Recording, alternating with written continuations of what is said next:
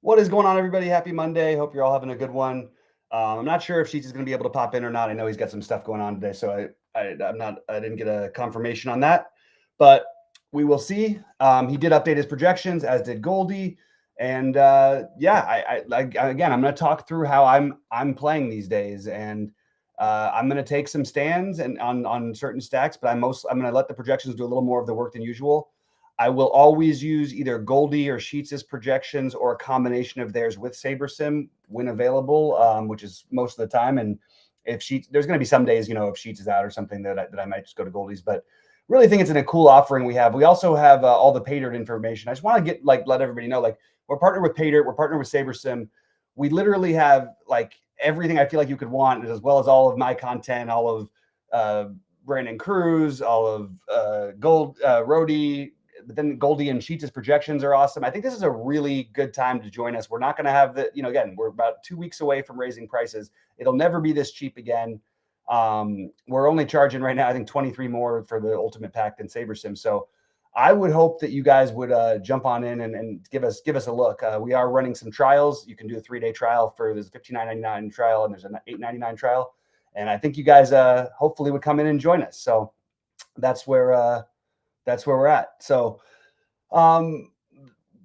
let's see. We're getting into the slate. Obviously, again, I'm just gonna talk about the way I'm running things. So look, I will put min and maxes on certain players, but most of the time it's going to be on stacks and let SaberSim Builder take care of the rest. But as you can see today, I'm using an average of Goldie, Sheets, and SaberSim's projections on DraftKings. And for the ownership, I am using Sheets' ownership. And it should even just be a way of differentiating well within SaberSim. Now, I put a little bit of a harder because there's 4 games that I really want to four stacks that I really like today. So in terms of the games that I'm targeting, or the stacks that I'm targeting, I did put in a minimum of 20 for the A's, minimum of 20 for Chicago. Now, those are going to come in different forms. They're not all 5-mans. Minimum of 20 for the Dodgers and a minimum of 15 for Toronto. Those are my 4 favorite stacks, and I wanted to be heavy on them today. Again, some of those are going to be 3-mans, 2-mans, side stacks, but those are my main stacks today. So that's where I'm at. Good to see you, Scott. Good to see Andy in here. Give us a like, a thumbs up, all that stuff. But I really think that if you're looking, that's where we're at. So, all right. So anyway, it's not a beautiful pitching slate, which means I'm going to be overexposed to guys like Glass now. I'll have more than the field, even of that 50%. He might even be higher than that. Not sure how I feel about the Kyle Hart thing. It's a cheap play. Oh, we got some more lineups in. Glaber's out, which I figured, but I'll have to update that after the show. So my ownerships and stuff are going to change quite a bit. I have Glass now, followed by Bowden Francis, followed by Rasmussen, followed by Brown as my personal favorites. That's just where I'm at. Again, it's not my favorite pitching slate. It's not my favorite slate overall in general, but every time I say that, I feel like I end up winning. So can't really be too upset about it. So those are the ones I'm the heaviest on. I get it for the matchup why Mikolas, but I just don't think I'm going to end up pulling that trigger as much as the field is going to. So that's sort of where I'm at. I also am not sure about this projection. As you can see, SaberSim's got him at that's his ownership, 15. Yeah, Goldie and Sheets both have him lower. I don't think he's going to make it quite to 15% ownership. I also do like Jackson Jobe. I entered him in some of my single entry stuff or large field big buy-in stuff. I do have some Jobe and Glass now with Dodgers. You can do it. It is possible. I know people say it's so hard to get to the Dodgers. They're expensive. It's not impossible. So I like that quite a bit. Just going by positions, the guys that I'm, again, I did talk about the games, the stacks that I'm already looking at, and we'll take a look at, through positions. I will use my exposures over here to sort of give you a better feel. As you can see, I'm a man of my word. I am playing the A's, so I am going to have a lot of Langoliers, a lot of Alejandro Kirk, and then pretty spread out after that. Will Smith, Patrick Bailey, like all these guys. Those are my main ones. At first base, sorry, move it over. I love Freddie. Going to get to Ohtani, but I'll have him some in the outfield, so probably going to be near the field on him. Freddie, they are really, SaberSim is really trying to fire in the Braves stack today. I did end up with more Braves than I thought I was going to. So if you're not playing Glass now, I guess getting contrarian on a slate like this is not a bad idea. I mean, they haven't scored in the last 22 innings. Glass now is the best pitcher on the slate.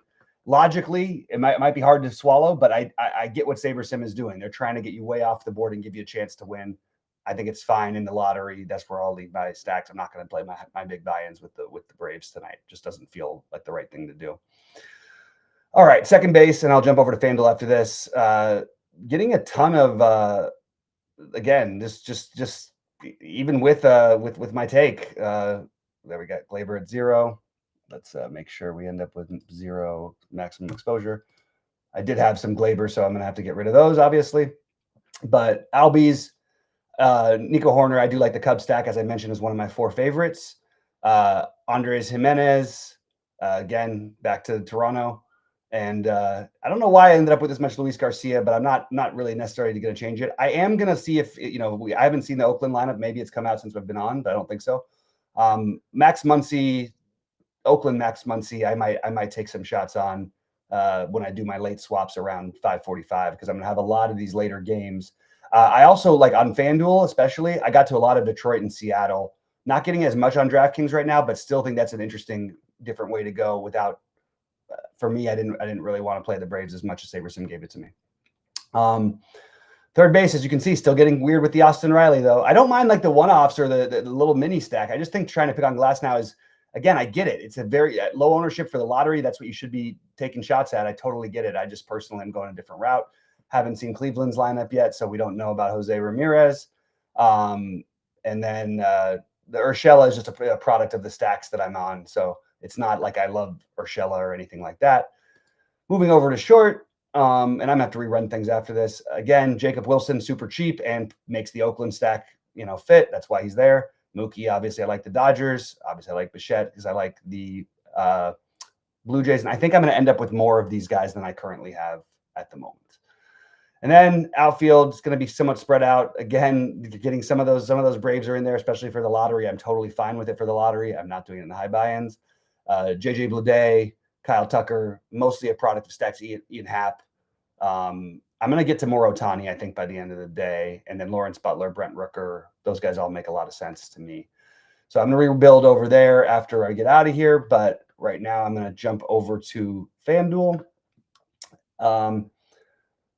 Yeah, Andy said he loaded it. Yeah, it's again, I get the strategy, especially for lottery. So if you're playing large field tournaments, I think that makes some sense. Now, if you're playing smaller field, single entry, 4 entry max, that kind of thing, I just don't think you need to do that on those ones. But look, it's not like anybody's glaringly like, oh, you have to play this team tonight. We don't have the Yankees, with their bats, and we'll talk about that some other time.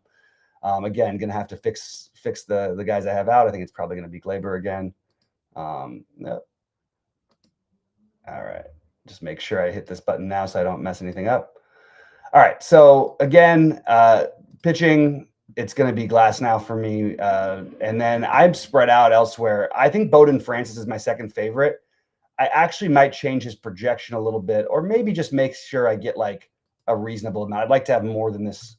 I'm okay with taking that little swipe and just putting it up to 8, and hopefully, I think I'll end up with double digits. I think I'll end up with more of him than Blanco. Blanco can be a boom bust play. I think can go either way.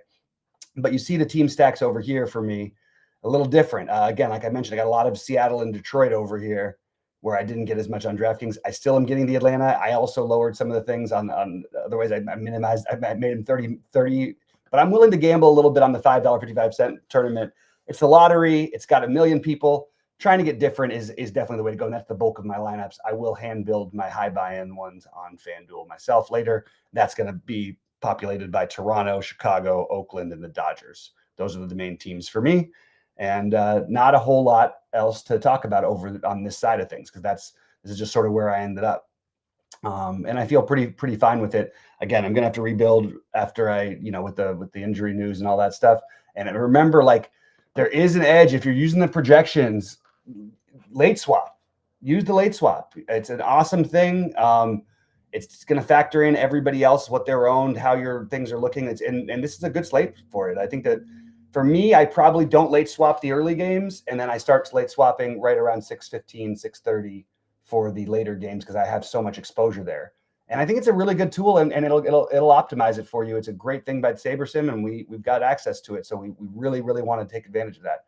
Favorite cheap pitcher tonight? I don't like any cheap pitchers tonight, and I don't think you need to play cheap pitchers. I don't understand. I really think in baseball, like one of the strengths I figured out early, I feel like you play cheap pitchers with upside. You don't play cheap pitchers to people say, oh, you need to pay down a pitching to fit these guys in a stack. Sometimes it's true. Mostly it's not true at all.